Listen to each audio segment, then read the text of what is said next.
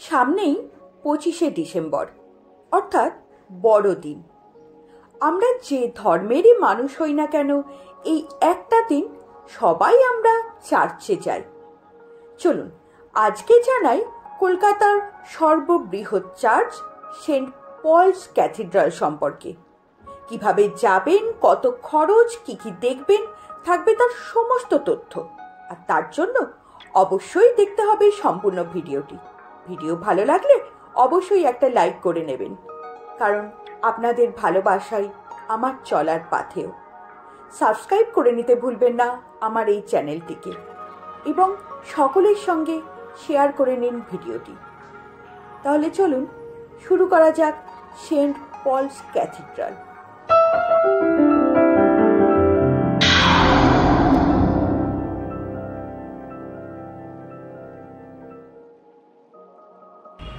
High, আজকে আমি আপনাদের নিয়ে চলে এসেছি কলকাতার একটা বিখ্যাত জায়গা, কলকাতার সর্ববৃহৎ চার্চ। হ্যাঁ, আপনারা বুঝতেই পারছেন আমি যে চার্চের কথা বলছি, কলকাতার ক্যাথিড্রাল সেন্ট পলস চার্চ। প্রথমেই জেনে নেওয়া যাক এর অবস্থান এবং যাবেন কিভাবে। এটি কলকাতার ভিক্টোরিয়া মেমোরিয়ালের পূর্বে, অর্থাৎ ময়দানের দক্ষিণ প্রান্তে ক্যাথিড্রাল রোডে অবস্থিত, যার এক পাশে আছে বিড়লা প্ল্যানেটোরিয়াম ও অন্য পাশে academy of fine arts. Maidan metro স্টপেজে নেবে হেঁটেই আসতে পারবেন আপনারা সেন্ট পলস ক্যাথিড্রালে।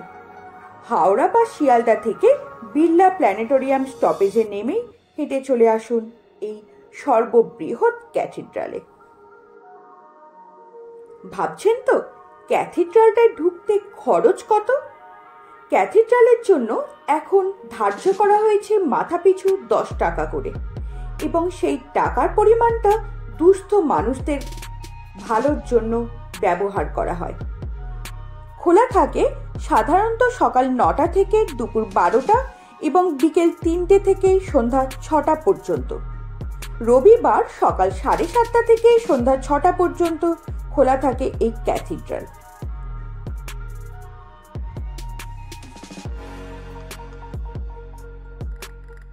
কি কি দেখতে পাবেন এই সেন্ট পলস ক্যাথিড্রালে, তার আগে জেনে নিই এই ক্যাথিড্রাল সম্পর্কে কয়েকটি কথা।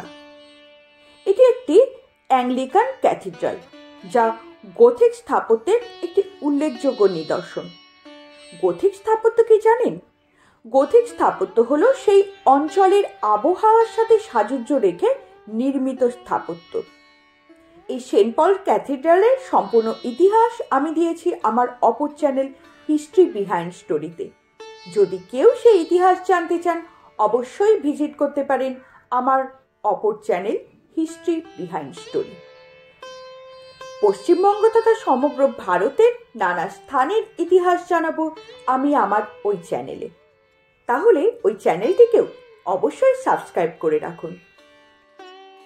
কলকাতায় ইউরোপীয়দের সংখ্যা ধীরে ধীরে বৃদ্ধি পাওয়ায় উপাসনা গৃহে স্থানাভাব দেখা দেয়, আর তার জন্যই সেন্ট জন চার্চের পরিবর্তে পাশেই তৈরি করা হয় সেন্ট পলস ক্যাথিড্রালটি।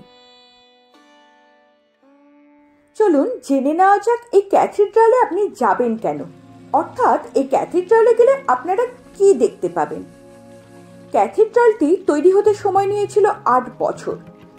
1847 সালের 8ই অক্টোবর উপাসনার জন্য ক্যাথিড্রালটি খুলে দেওয়া হয়, এবং এই অনুষ্ঠানটি স্মরণীয় করে রাখার জন্য রানী ভিক্টোরিয়া পাঠিয়েছিলেন রূপোর গিল্টি করা 10টি পাত, যা এখনো আছে এই ক্যাথিড্রালে, যা আপনারা দেখতে পাবেন।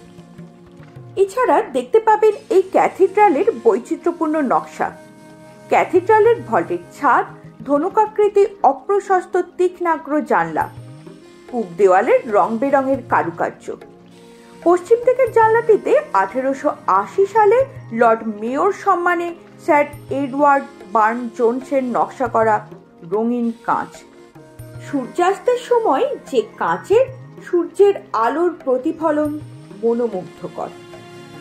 টাওয়ারে রয়েছে 5টি ঘড়ি, সেন্ট পলের জীবনের বিভিন্ন মুহূর্ত, যেমন the Annunciation, the Adoration of the Magi, the Flight into Egypt ইত্যাদি খোদিত আছে ক্যাথিড্রালের দেওয়ালে। আর এসবই স্যার আর্থার ব্রুনফিল্ডের কাজ। আর পূর্ব দিকের দেওয়ালে সেন্ট পলের জীবনচিত্র আঁকা। লন্ডনের হেনরি উইলসন সন্সের তৈরি অর্গানটিও দেখতে পাবেন, যেটি এখনো ব্যবহার করা হয়। কলকাতার দ্বিতীয় বিশপ হিবারের অনবদ্য একটি মূর্তি আছে এই ক্যাথিড্রালে। হাঁটু মুড়ে বসে থাকা দ্বিতীয় বিশপের সেই ভাস্কর্য তৈরি করেন ভাস্কর ফ্রান্সিস লেগাট চ্যান্ট্রে। ক্যাথিড্রাল চত্বরে আছে একটি লাইব্রেরি। বিশপ উইলসনের উদ্যোগে যে লাইব্রেরি তৈরি করা হয়েছিল। এখানে বিশপ উইলসনের একটি ভাস্কর্যও আছে। আছে নানান স্মারকদ্রব্যের একটি প্রদর্শনশালাও। ক্যাথিড্রালের বিশাল বাগানটিও দেখার মতো। এখানেই রয়েছে বিশপ ড্যানিয়েল উইলসন, অস্থায়ী প্রধান বিচারপতি sir John Paxton Norman, British engineer Arthur William গ্রানেটের সমাধি। তাহলে এবার 25শে ডিসেম্বরে আপনার গন্তব্য কলকাতার সর্ববৃহৎ চার্চ সেন্ট পলস ক্যাথিড্রাল। তো এরকম তথ্যের জন্য অবশ্যই সঙ্গে থাকতে হবে, আমার সঙ্গে থাকতে হবে দীপান্তর দ্য এক্সপ্লোরারে। অবশ্যই কমেন্ট বক্সে জানাবেন এরপর কোথায় ঘুরতে যেতে চান বা কোন জায়গা সম্পর্কে তথ্য চান। অবশ্যই আমি জানাবো আমার ভিডিওর মাধ্যমে।